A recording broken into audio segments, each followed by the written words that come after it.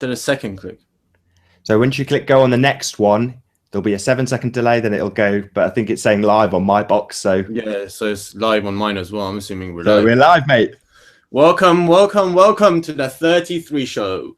I'm your host Amir, and this is the very first episode of a very special show.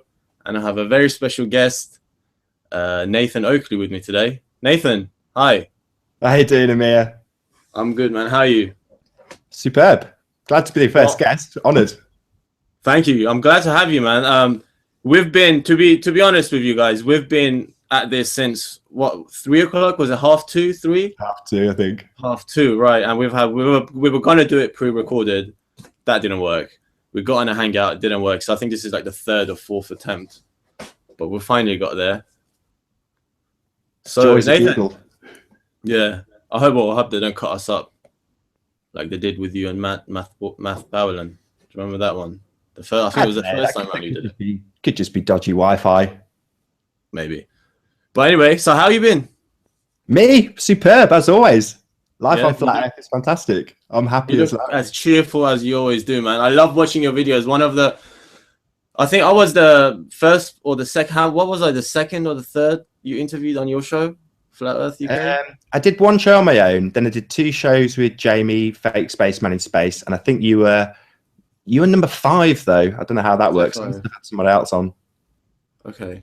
Show number 5. And I think this is the 3rd time we're speaking. We did a quick hangout on Tim Osborne last week, didn't we?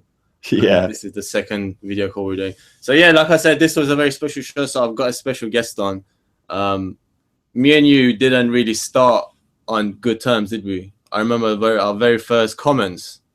Do you remember our Jesse Sponsors video? Yeah, before we started speaking, when you first came on the scene, and you were picking at my Mandela effect comments. Do you remember? Right. Sounds about right. I remember getting into an argument with me in one of the comments. Oh, I'll row with anybody in the comments. So I love it.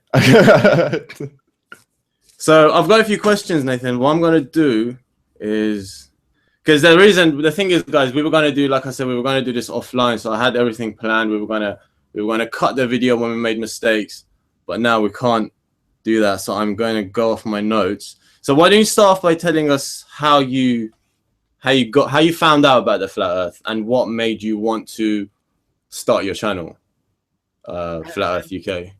Well, I hate to say this because it's basically the same answer as everybody gives. And even my mother highlights this to me, which everybody gives the same answer, which is a YouTube video gave me the eureka moment. And I won't lie and say it wasn't, because it was. I watched a bit of Math Powerland, and I keep getting asked what video was it, and I don't even remember, because it was obviously the sort of overwhelming sensation of finding out something so big when you just hear 2 words put together by someone like Math Powerland, made me jump literally so high in the air. I woke my wife up. I literally went over to her, shook her in bed and told her the Earth's flat, but in reality, it's not like that, because a eureka moment it may be, but it's the shape of the Earth. It's something you've been looking at for so long, and you have a flash of all of the memories that you've gone through throughout your life, because you've been looking at it the whole time.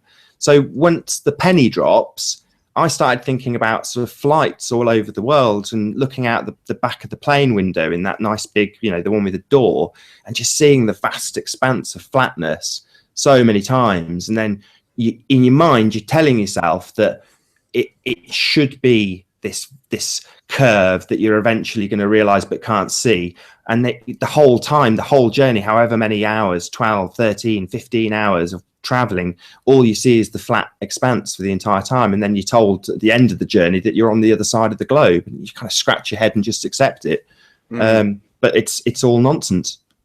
And so when you first did find out that it was flat and you accepted it, did it take you long for it to sink in? I mean, because for me, I'm going to be honest, like, even there's days now that I sort of think to myself, is there any chance that I could be wrong? Like, do you get that, or are you 1000% convinced it's flat?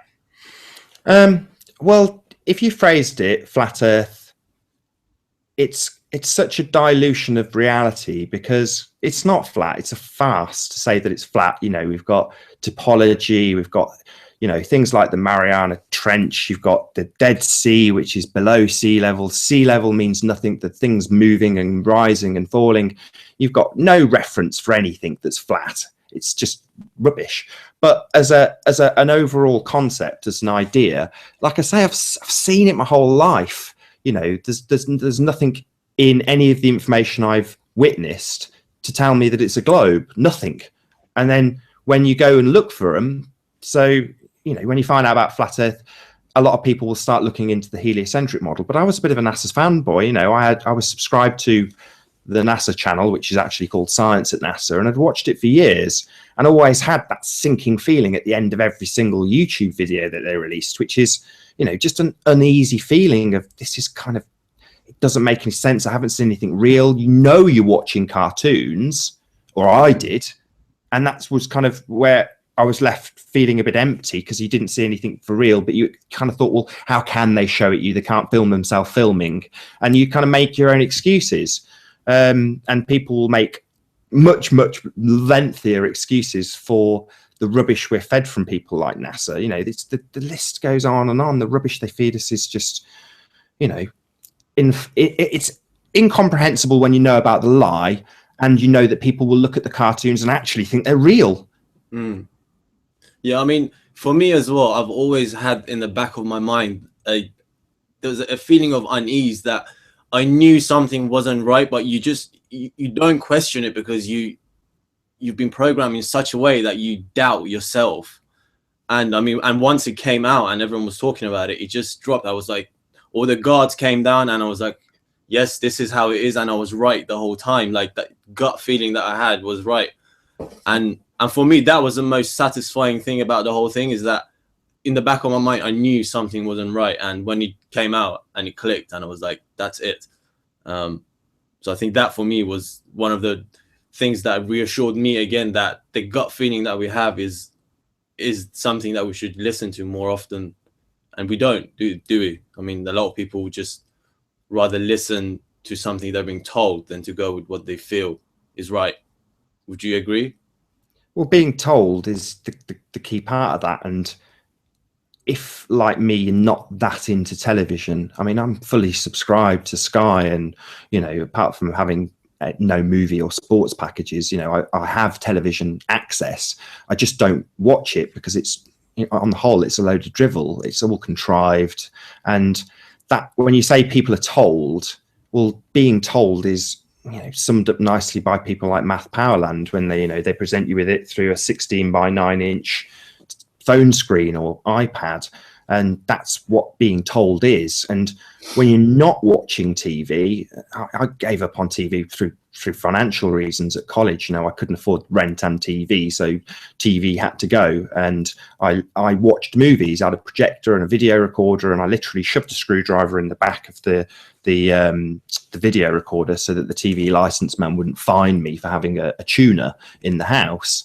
So I just watched movies, and that, you know, £100 or whatever it was at the time went towards films. But as a net result, I wasn't being bombarded with sort of the media, and I've gone off it so much from that point that I still don't. So for me, it was that much easier to not be told constantly where we live.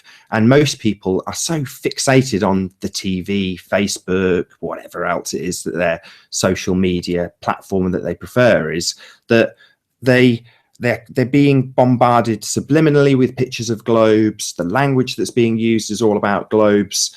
You know, even my uncle, when he's doing a PowerPoint presentation, you know, Microsoft slip a load of globes into the presentation. So it doesn't matter if it's being observed by you or told to you. It's always going on an unconscious level, whether you want it to or not.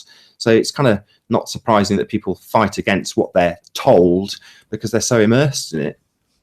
Yeah, I agree. And the thing is about, you said we have globes everywhere, in every Microsoft application you open, to the desktop. Like, I bought a new Mac recently, and the default desktop was a picture of the globe. Do you think all of these companies use these images on purpose, or do you think it's just something that's been engraved into everyone's mind, that this is where we live and that's why they do it? Or do you think there's something else behind it all that's pushing it all out? Well, I don't think it's deliberate. I mean, up until a couple of months ago, you would have done it too, just by the nature of what's there. And kind of you're asking a bigger question in a way, which is the people who've put that globe into the Microsoft PowerPoint presentation software, have they had any malice of forethought when they're doing it? And the answer's no, I don't think so. I'm sure Mark Sargent was saying that when he was looking at the images for the globe, and I did this several years ago, I've got loads of screenshots of globes, and I created a lot of them myself because of the crap standard that was out there. And I took other composites and layers of stars and the moon and sort of put them in a way that looked funky to me because what was out there was so rubbish.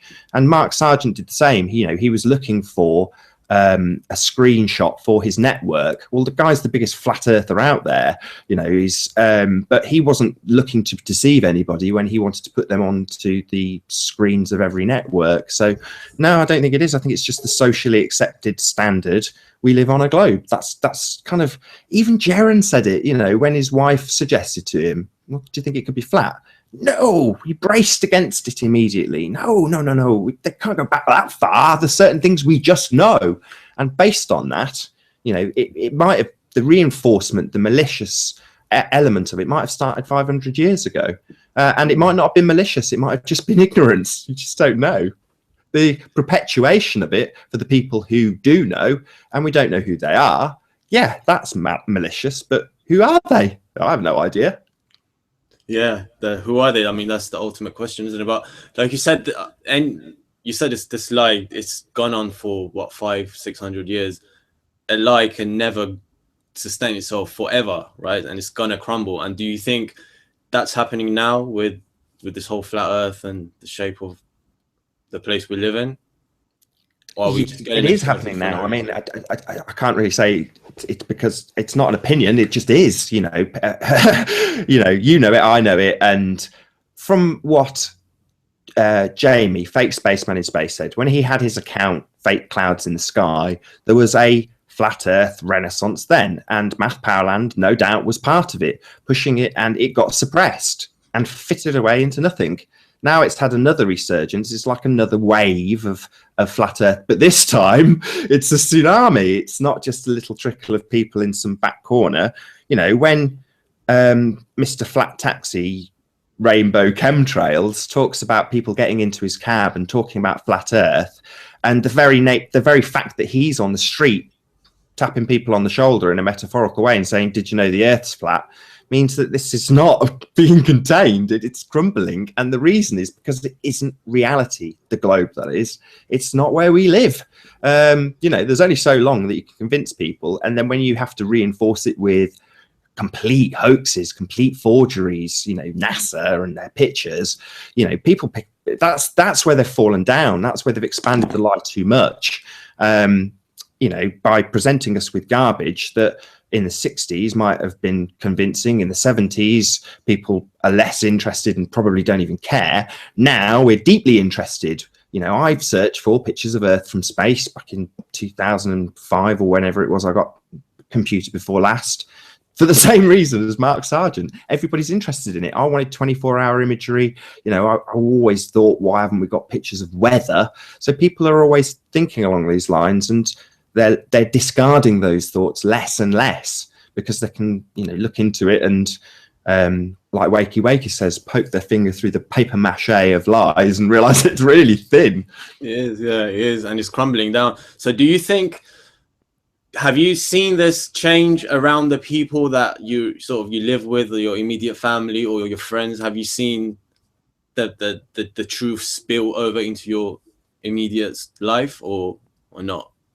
Yeah, but I'm biased from that point of view. I mean, I can't give a man on the street kind of point of view because I'm making YouTube videos about it. So for the first few months of making them, I don't talk that much at work anyway. I drive a van, so I'm not exactly interacting with people.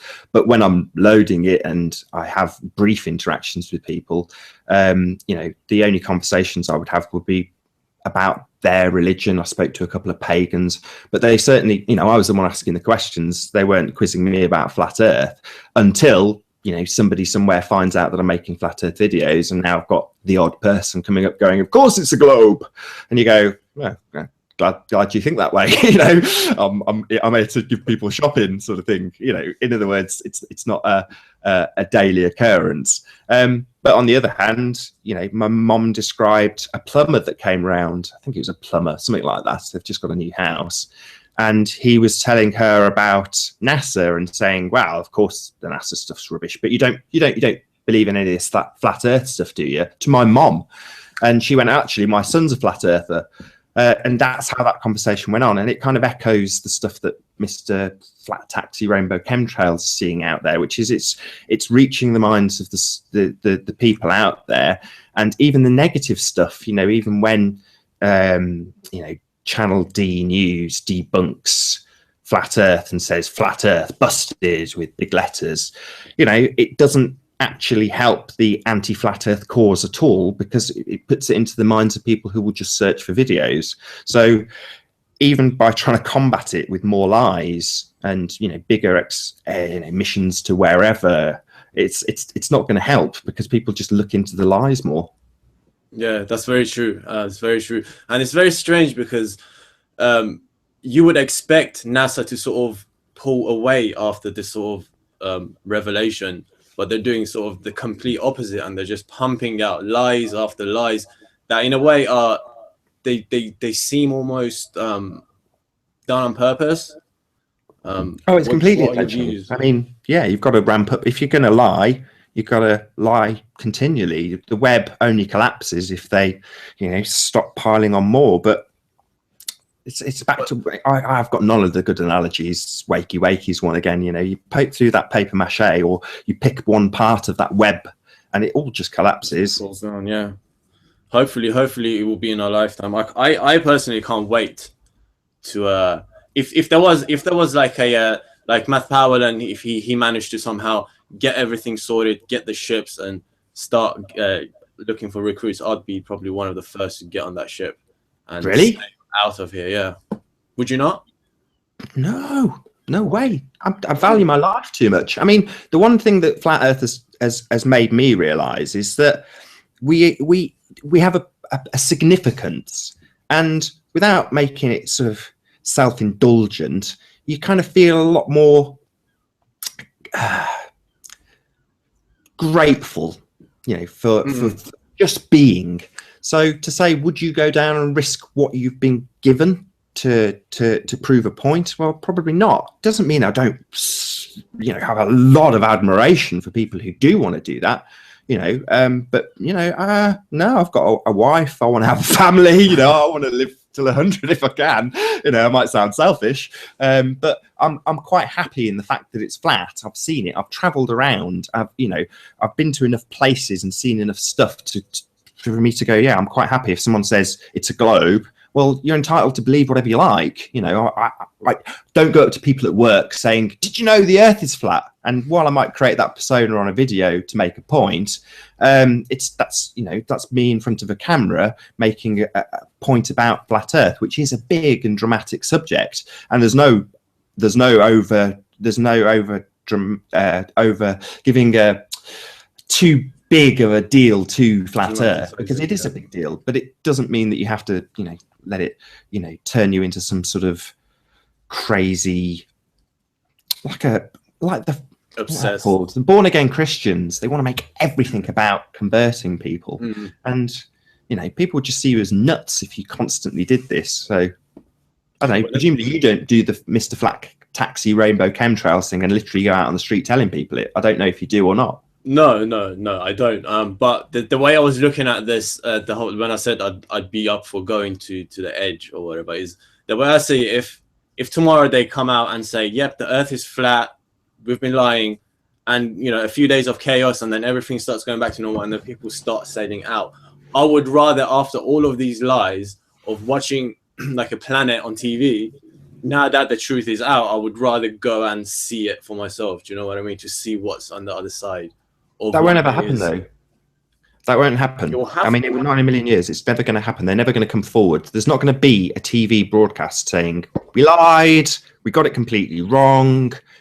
What I see as potentially happening is the predictive programming that we've got at the moment is stuff like parallel universes, time travel, quantum theory, all of that sort of stuff. And it's mirrored by the stuff they're studying. So to me, the sensible thing to do would be to come up with a next layer of deception.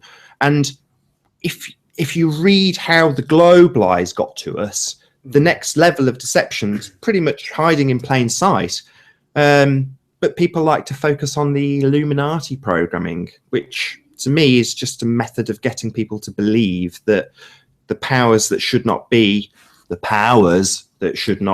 are powerful. They're just men. They're just people. They're just people like you and I. And, you know, having an image with subliminally planted in Illuminati programming gives people the impression and the idea that the people who are, as you I don't know if you assume this, but are lying to us, are actually all powerful. And it's just a load of rubbish. They're just people. So how do you think they've managed to keep this lie going for so long and fool so many people? They must have some sort of advantage on the rest of us. Well, what do you think that is, and how do you think they've managed to keep it going? Well, you just be sympathetic and promotional to the stuff that promotes the ideas that you want to promote. And when you control all of the means, it's back to this, isn't it? It's back to the square screen, what you're seeing through that. It's all contrived. You know, everything you see, even when it's presented to you as live, it's not the same as us now, me stuttering over what I'm saying and trying to get my point coherent live. Yeah, there might be a few seconds delay. You see stuff that's a panel show that's been edited together, and the bits they don't want, they can leave on the cutting room floor if it doesn't make sense to them. And if the general consensus is globe, everything that is factual in a show like QI will center around those accepted facts without any deception needing to be perpetrated. It's only when it becomes up for debate. So that leaves you with, well, what stops that is the educational system teaching us from a very early age that the idea of falling off the edge of a disc that's got water spilling over the edge is farcical, and reinforcing that nature of flat Earth being ridiculous. That gets people to brace against it, and will make people more inclined to promote the global lie, the global agenda, when they present any factual information, regardless of what it may be. Just in our language, we talk about things globally. True. So what I take from your words is you don't believe you believe that the people in power have already got a plan in place for how they're going to deal with this, and it's not going to be what I suggested. That's, you know, some live on TV, the Earth is flat. How do you think it's going to happen? What's going to happen? Is this just going to stay like this for a few years and just gradually get out? I can only speculate. I can only make a guess. My guess would be that you'll have an announcement from CERN that looks at something with some dots and lines on the screen, and they'll tell us that they've figured out that we actually live in some sort of parallel universe, and it'll be presented to us with proof from CERN in a very complicated way. And over the course of 10 or 12 years, it will unfold and make sense.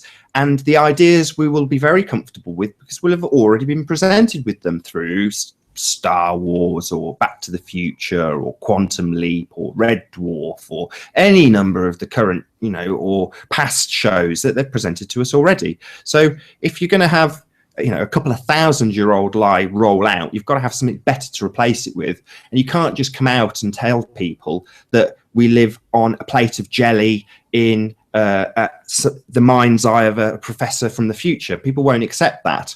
Whereas if you tell them that, you know, a parallel universe exists, then people are much more accepting of those words because they've heard them in the media plenty of times before in science fiction. So you've got to pre-program people with any idea if you're going to get them to accept it. So when you say what's next, I just look at what we're being told in a farcical way now, or not in a farcical way, in a way that we have to suspend disbelief in order to accept what's being shown to us. Well, those current suspensions of disbelief will just become the next reality if we accept every piece of information we are handed with dots and lines and what we're told are photographs. Some of it might genuinely be real images, but the interpretation is always going to be the interpretation of some theoretical physicist or some scientist or some mathematician, you know, and that's what we have to be wary of. But yeah, I don't think there's any chance that they're just going to come out and have a broadcast newsflash. We lied. The Earth's flat. It's never going to happen. So funny you should say that. So I know you don't think that there's much to the Mandela effect. So would you think that, because the Mandela effect came out around the same time, didn't it, as the flat Earth? So do you think that that could be one of their little ways of keeping it, you know, keeping their backup plan rolling while this is going on, and then use that sort of... I don't know if that social meme has developed naturally through social media, especially as I'm skeptical of how Facebook runs and how it's manipulated and how the public's voice and what seems to be public opinion can be not swayed, but coerced in the way it's presented to other people. And bearing that in mind, I don't think the Mandela effect has been placed there by some demon to convince us of the next stage of lies, because they've got a much more efficient way of doing it. You know, they've got TV, they've got big machines like CERN to tell us about science with. You know, they don't need some social meme to convince us of something like parallel universes or simulation theory. It could be that somebody's dropped it in there to ridicule simulation theory. One of Mark Sargent's most strong arguments for our reality is that, you know, we are in a controlled structure. Now, I can completely relate to someone like Mark Sargent, who's worked in, you know, in gaming, and see why he takes that route. The logic is there for why he's drawing those conclusions, and that's perfectly fine. My objection to the Mandela effect is that it is essentially part of simulation theory, or is simulation theory, and it's using something that's very it could divide people. So Mandela is a touchy subject. So yeah, it could be that somebody's used that particular part of it and that title of it to cause division. It's just downright offensive to me. And I'm not, you know, some big Nelson Mandela effect. I just know who he is and what he's done, and I find the whole thing quite offensive. But if you want to talk about what's behind the Mandela effect, simulation theory, you know, I think it's rubbish. But it doesn't mean that I would have, you know, any problems with anybody looking into it in great depth, or even like Mark Sargent completely buying into it as an acceptable model of our Earth. More power to you. You know, my objection comes to that it's using someone like Nelson Mandela, who slowly gets shoved further and further down the list. And as the things become more and more farcical on the list, you know, they get bumped down further and further, as well, as more and more people say, well, have you got a copy of this DVD or whatever? It gets bumped one more down the list. And, you know, you're left with bloody Berenstain Bears at #1 proof of the Mandela effect. And you just want to go, whatever. You know, that's just nonsense, misunderstandings, and more important than anything, ignorance. You know, you are ignorant of certain facts when it comes to Nelson Mandela if you want to accept that it's some sort of effect of CERN bloody reprogramming, or whatever other crap excuse people give for the effect. But yeah, you know, simulation theory, more power to you. You know, great. If you want to believe that we're a dream within a dream, and you like Vanilla Sky or The Matrix, then great. You know, I've heard people quote words from The Matrix when using justifications for the Mandela effect. Literally quote word for word out of The Matrix, and you just what? Okay. I was gonna say, what do you remember which line it was? Because I think I remember. It's all a matter of choice.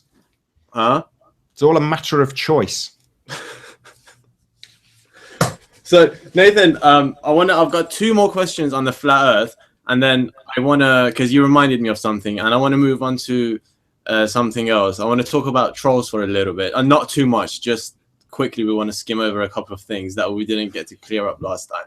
So my final 2 questions about the flat Earth for now are: what's your favorite proof, and what's the one thing that you're still struggling with now with the flat Earth model? Like for me, it's the Southern Star that I'm still struggling with.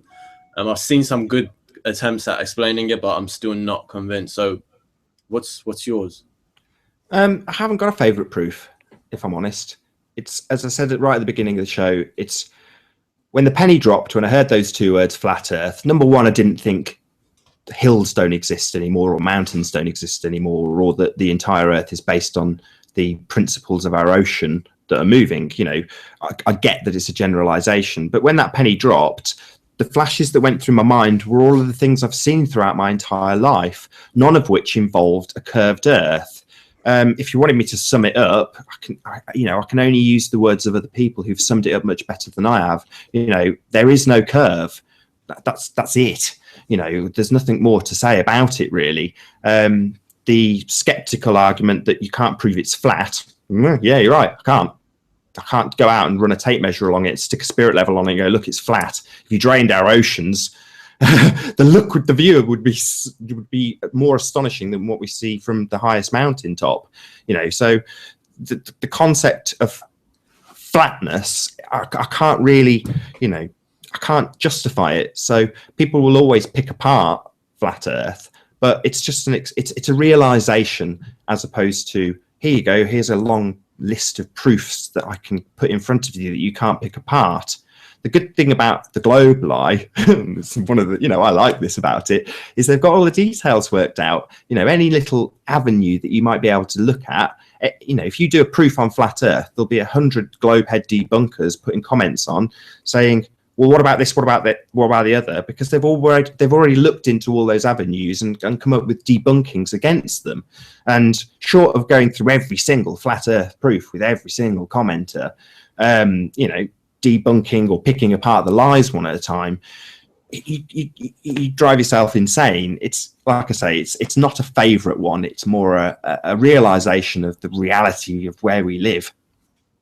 Yeah, I totally agree with you. I totally agree with you. Even for me as well, that the curvature is something that you can show people visually. You can say, look for yourself, and you can also show them mathematically, like using their own equation, and still show them that it doesn't work. So for me, I'd say it's the same curvature. So what about the one thing you still start struggling with, if there is any? Again, I can't really think of anything. I mean, you said about the southern stars, and as soon as you said that, I sort of think about the interview I did with Antonio, and he was explaining about the hemispherical view that we get of our stars. There's been loads of explanations for how, you know, if they're only a couple of thousand or 3,000-4,000 miles up, whatever it is, not millions and millions of light years up, excuse me, then you can understand from our flat plane looking up them, as you moved along that plane, you're going to see different views of different stars at different places. From a Christian point of view, any sort of images, star charts, the globe are considered graven images, and we're told we're not supposed to figure these things out.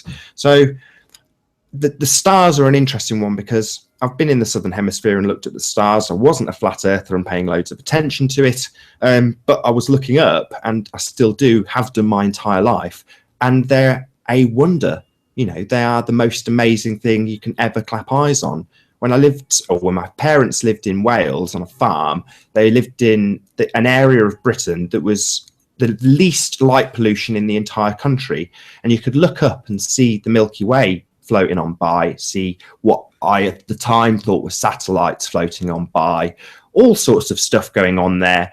And as you sat there, it was quite nice. They had a hot tub up there, and you'd sit in the hot tub, relax, and your eyes would get relaxed, and you'd see more and more and more as your eyes adjusted to the light levels. And it went on infinitely. It seemed like you could look at one patch, and as you stared at it, the amount that you could see would just increase by the second. It was astonishing.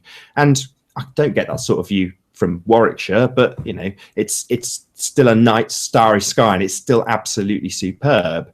Same with the planets. You know, I'm often dragging my wife out of bed to look at some planet I've got in the view of the telescope, and you know, going, look, it's just a light, you know, and she's yawning and yeah, whatever. You know, it's not as amazing to her, but to me, it's always, stars have always held a massive amount of fascination for me. I don't have any answers. I've got a huge amount of admiration for people like CD, who's broadcasting this stuff so they can at least maybe 80% of the experience, they can get an idea of how, you know, wonderful it really is. I don't live in the Southern Hemisphere, so I can't comment. I can't observe it. I don't know. You know, it's not a problem for me. It doesn't change all the travel I've done and what I've seen, even though I don't have an explanation for it. And as you get more and more into the tedious elements of flat Earth, people will pick the benign or the more mundane or the difficult to research points. Why does the sun rise at this particular time on this particular latitude line? From here you can see it at this time and that time, and you get the explanation in the comments. It's 24 lines, and you've got to spend, you know, at least 30 or 40 seconds after you've read it rereading it and figuring out what they're actually asking you. And at the end of it you go, is this actually going to prove that we live on a globe? At the end of it, probably not. It'll probably boil down to being, you could prove it either way with maths. And you just go, well, it's so obscure. You just think, oh, okay, you can wrap yourself up in knots with that problem if you like, but not me. If the Southern Pole Star, as they call it, if they want to call it that, is an issue for yourself, I don't know, do loads of investigation into it. You'll probably find the answers pretty quickly. Yeah, I mean, I'm not. It's not something that's really bothering me. I mean, like you said in one of your vlogs, I think it's they've had 500 years to come up with an explanation for everything, and we've had 9-10 months maybe, and you explain it perfectly. The way they come, you give them 100 proofs, and they come and pick the most benign thing that they can find, and then they'll come and say, "What about this? What about this?" And if you can't explain it, then the Earth is the globe, and it's just. That's why I've stopped answering most of the comments as well, because it's just the same, like you said, 24 lines of just the same thing over and over. So some people just don't get it, and I think it's everyone in their own time, I think. And I've just sort of left, and that's why, like I said, I don't answer most comments now, because it's just the same repetitive thing. But let's move on from the flat Earth. I've got a few things I want to talk about, and the next one I think you're going to enjoy. We're going to talk just quickly. We don't want to give it too much energy. Tim Osman. I'm not going to give an introduction as to who he is. If you know, you know. If you don't, I think it's best left that way. What are your thoughts on him leaving and closing down all of his accounts recently, leaving YouTube? I've got no real thoughts about it either way. You know, it doesn't fuss me. It didn't fuss me when he was giving million thumbs down. To be honest, that sort of drama in some way helps. You know, as much as I hate to admit it with a grin on my face, people love the drama. People love it. People like EastEnders. People like Home and Away. People like whatever the American soap opera of the day is. I don't know. People like that stuff, and as much as we hate it, it will bring people to a channel that's going to have flat Earth proof on it and talking about the fact that there's no curve. I don't know what he was trying to achieve either. You know, I don't really understand any of it, and I don't trouble myself with it particularly. I only trouble myself with it when you see, I'm going to have to mention her again, but when you see Patricia Steer talking about it and seeming, even though it's very subtle, distressed about it, and you kind of think, well, okay, I don't care, but she obviously does, and I can do something about it. I don't care. You can set up as much sock accounts as you like for my face and name on them. I will never care. But I can highlight the fact and, you know, start pointing out what a coward he was. That's all I can do. It may not achieve anything. And if the drama brings people along, that's my positive spin on it. I'll say, well, I'm hoping that it had some positive effects, and some people who were only interested in the drama came along for the drama and stayed for the flat Earth. So you think he actually, in a way, he helped bring people to the truth in a way with his stupidity? I don't know. He only had a couple of hundred subscribers. I mean, I don't think I'm bringing anybody to the truth particularly. I like talking on camera, and, you know, maybe that's just vanity. Who knows? I don't know. How are we making any difference? It's reality. It's what's around us. It kind of, I could do the Mr. Flat Taxi Rainbow Chemtrails and stand on the rooftops literally with a megaphone, shout it from the rooftops, and don't think anybody would pay a blind bit of notice.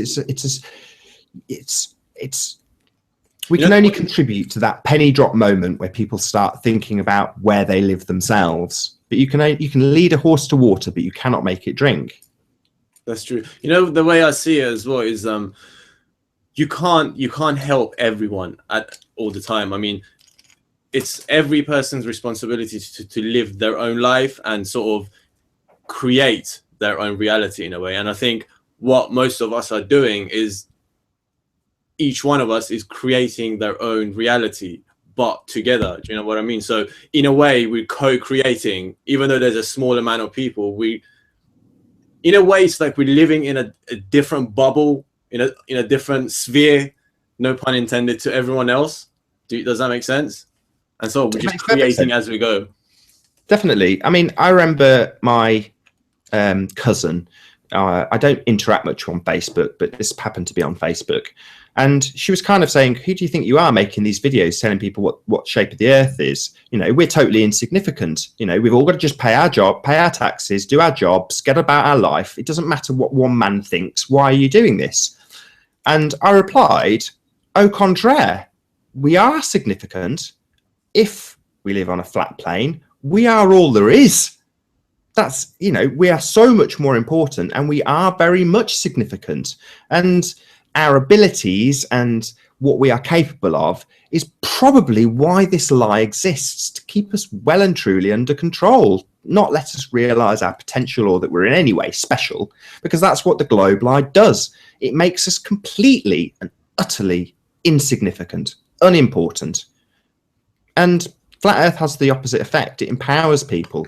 On that D News video, I think his top reason to believe in the Flat Earth was it makes you feel special.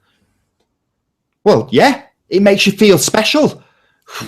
Well, why would that be? Why would the shape of the planet have any adverse effect on how you felt about yourself? Globe, flat, who cares, is a lot of people's response. Well, when you realize what it is, that we're not spinning around on our axis at 1,000 miles an hour, traveling around the sun at 66.6 thousand miles per hour, and traveling around the galactic center at 500,000 miles an hour. In other words, a speck of dust in a whole load of nothing. It makes us on that speck of dust, nothing. But flat plane, different ball game. Suddenly we're it. Yeah, absolutely. It does. It just changes everything. I mean, even for myself, like, it has literally changed my life. Like, for me to be sitting here right now, like doing and like interviewing you live, like, is not something that I would ever have thought about. Although it was, having my own channel and having my own like little show was something that I wanted to do as a kid. I never actually thought I'd be sitting here doing it. And it being about Flat Earth, like the one topic that you would get laughed at for doing. But it's got to a point where the joy of the truth is so much that it sort of just pushes all of the other stuff back. Do you know what I mean? So it's just like, I personally don't even care anymore about the negative comments. If people want to call me stupid, it's just like, I know for myself, like when they call me stupid, I know that is going to go back to them when they realize that it's flat. And I'm just waiting for the day. Better on Flat Earth. There's no other way to put it. It's, you know, I am definitely happier now, knowing, or you can't even say knowing, there's no silver bullet yet. But as I say, once you realize where you live, you feel happier. You feel a lot more at peace, knowing that you're not spinning around and traveling and whirling and flying through space at millions of miles an hour. You feel a lot more content, a lot more grounded. Yeah, it's true. It does make you feel special, but it does not change one thing, and that is going to be take me to my next point. It doesn't change the fact that we still have psychopaths in control and living on this flat earth with us, amongst us. And that takes me to your recent interview you did with Thomas Sheridan, which was amazing. I really enjoyed it, watching it. And when you put out the little intro before doing the interview saying that you're going to get him on, I was shocked. I wasn't shocked. Like, in a way, I knew you would eventually get him on your show for some reason, because I remember you mentioned it a while back. And I was like, I can see him coming on Nathan's show. And so when he did, I was like, wow, this is going to be amazing. And I personally really enjoyed it. You didn't touch on the flat earth. I mean, I didn't personally see that as a problem, but I think some people did. You mentioned before we were speaking. What were your views? How did you think the interview went? Was it hard? Was it nerve-wracking for you, or? Yeah, it was nerve-wracking. I mean, not because I'm in any way fearful of Thomas Sheridan, but because I've got a lot of respect for the guy, and I'm a massive fan of what he does.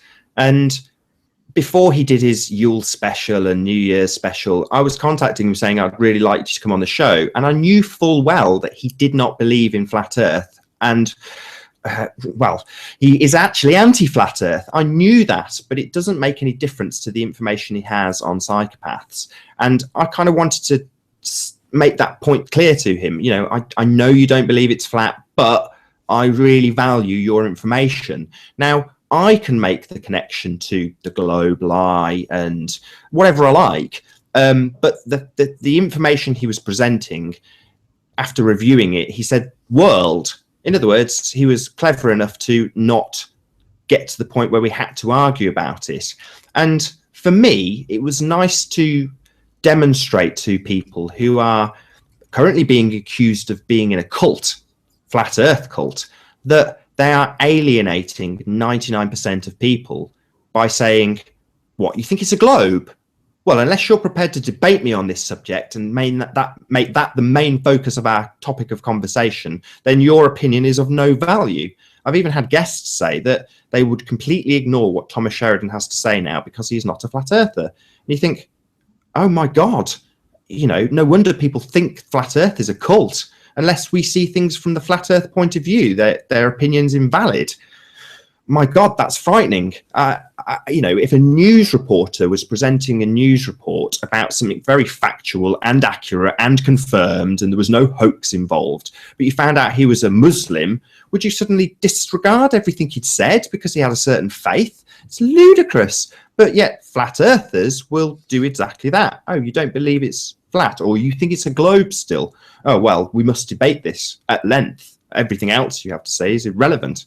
Like, well, no, we can coexist with these people. Literally none of my family are flat earthers. I can't think of anyone. My mom's on the fence. That's about as good as it gets. But we've not disowned each other. You know, it's a happy family. It doesn't matter that I fundamentally think they're all wrong. But yeah. Yeah, I totally relate, man. Same with me. I don't have a single person in my family that agrees. But yeah, you're right. I mean, if everyone was to agree on everything, what would be the point of living? If we were all just going to be, you know, getting along. I mean, it might be a good life for a while, but it's probably get a bit boring, wouldn't it?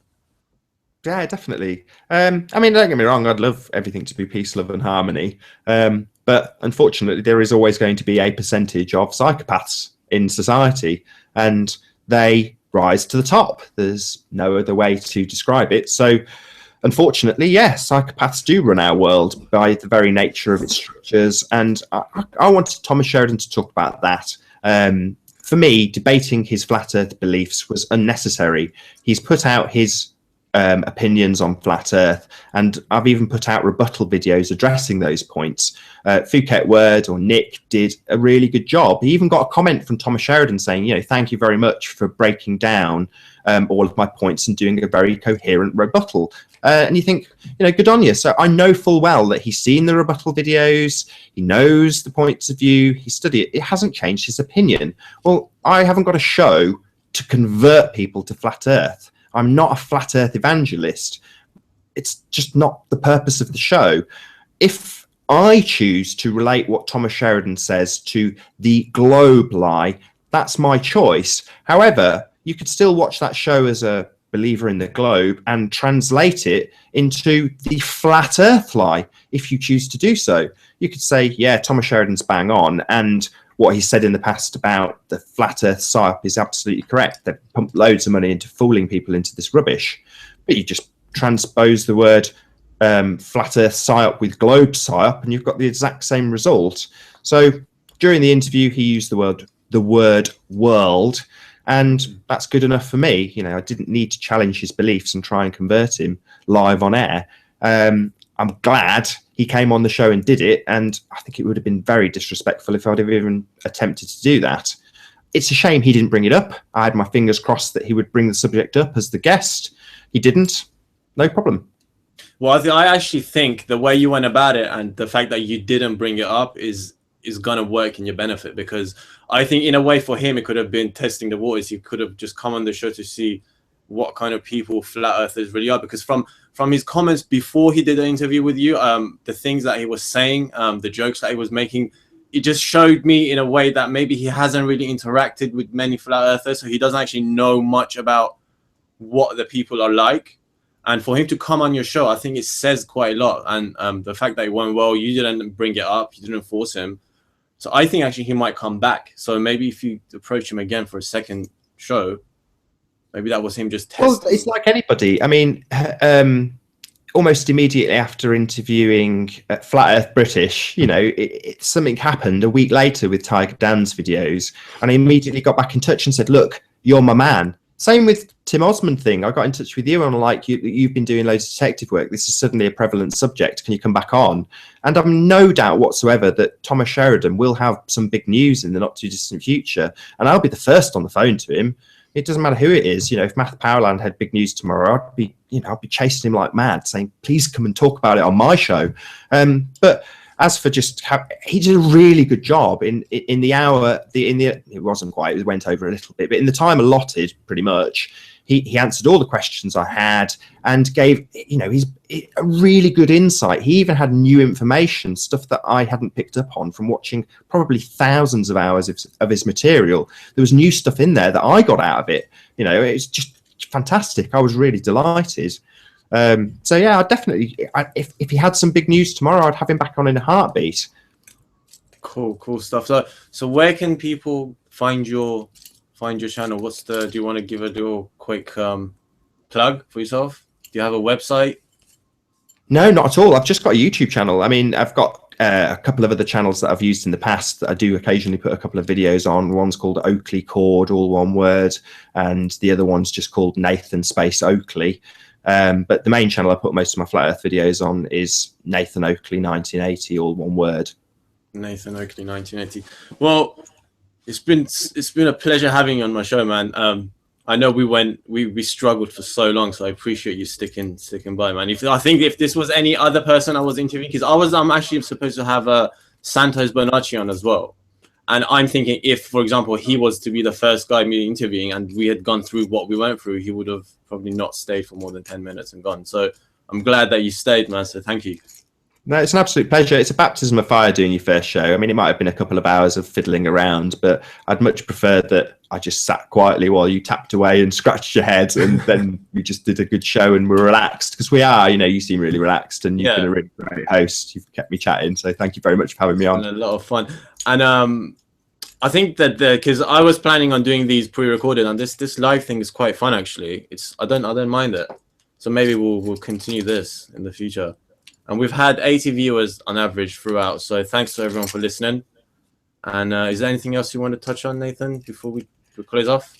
No, I don't think so. I mean, Thomas Sheridan made a really nice point at the end of the show, which is don't let this overwhelm you. Don't let this, take you to darkness. If the trolls are pestering you, let it go over your head, grow one extra layer of skin. But ultimately, don't let it get you down. This is only a good experience. Yeah, exactly. And so thank you for coming, Nathan, on the show. And I will see you guys. I'm doing an interview. I'm not sure when the next episode will be. Most probably the week after next. So I'll give you guys an update on that. But thanks for tuning in. And this has been the 33 show.